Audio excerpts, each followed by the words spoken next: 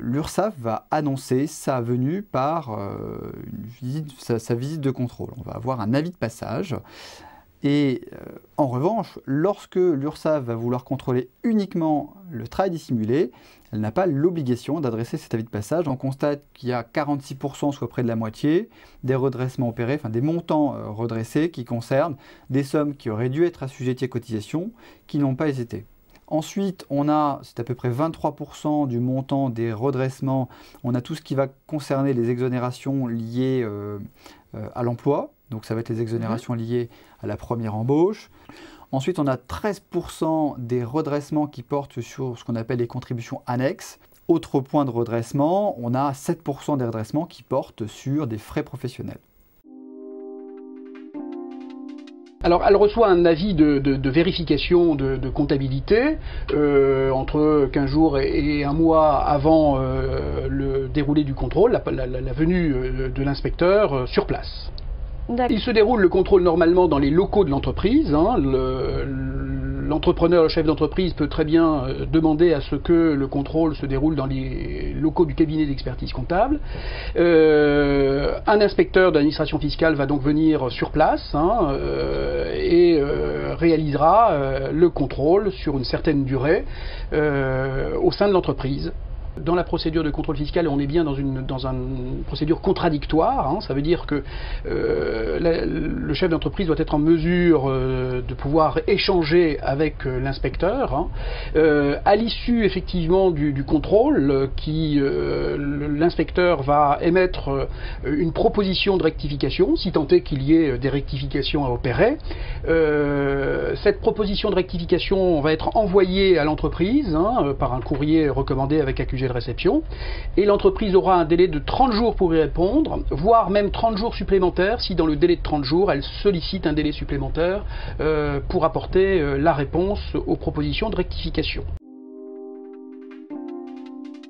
Une fois qu'on a fait toute la gestion classique après l'échéance, on a en général entre 30 et 45 jours l'émission de la mise en demeure, qui doit répondre à des conditions de forme et de fond.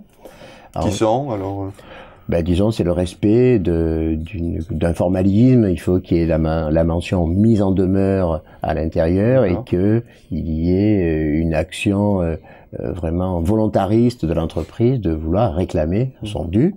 Mais on peut utiliser aussi ce qu'on appelle les commandements de payer par voie d'huissier, qui sont l'équivalent des mises en demeure. On peut avoir recours à toute la panoplie des procédures judiciaires, donc la requête d'injonction de payer, l'assignation référée et l'assignation au fond. Pour une partie des procédures, il faut que la créance réponde aux critères du Code du commerce, liquide, certaine et exigible. Donc il faut que la créance ne soit pas contestée.